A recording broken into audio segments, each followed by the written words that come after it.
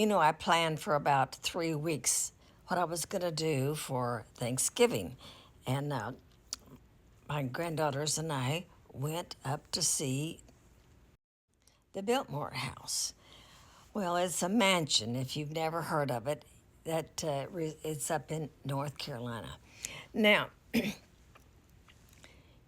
we planned everything. There were no surprises. We knew where we were going to go and the parking was way off hidden from the house, and this shuttle comes and picks you up. You're in the warm place. They pick you up. You're in a warm shuttle and they go all the way up to the house. And the minute you walk in, they hand you a little thing about this size right here, and it has little numbers on it like the old phone. It's the most amazing little thing. Every area of the house is numbered. There's a little sign at each area, and you just punch that number on here, and it very quietly tells you all about this room and who designed it and who slept there or didn't sleep there.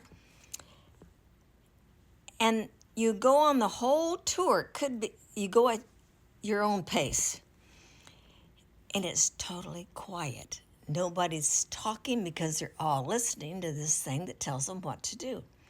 Well, on the main level, there's this huge, beautiful area where they used to dine and have parties and things. And all around it, there are rooms for different things. One was a huge dining room. Well, after you've seen all that and heard it all on this quiet little thing, the next step is to go up. The next deal is to go upstairs. And there's this huge, beautiful staircase it makes a half of a circle all the way up. And at the base, I would say it's probably about 15 feet wide. And of course, it narrows as it goes up. And the rise on them isn't very big. It's only about maybe 6 inches or so. So it's not that hard, difficult of steps, but there's a lot of them.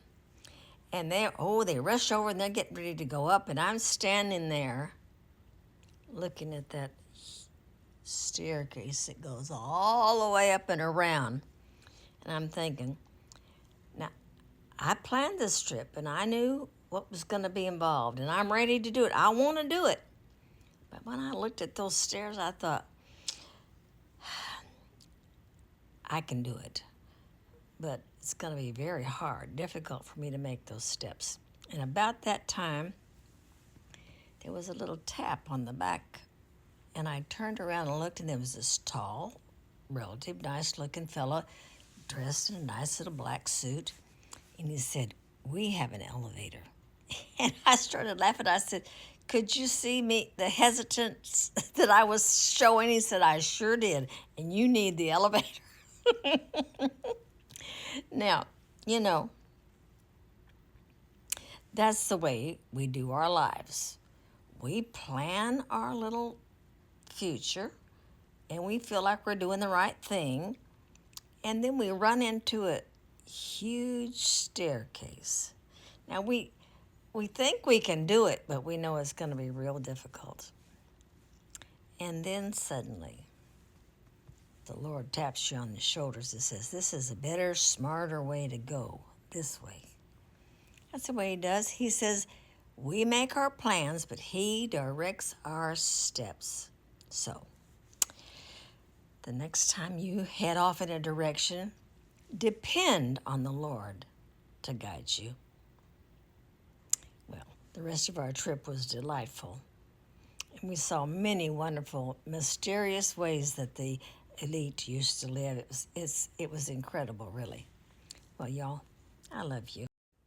What kind of a situation have you been in your past where you were going one way and you felt like you were stuck, and then the Lord guided you in a better way?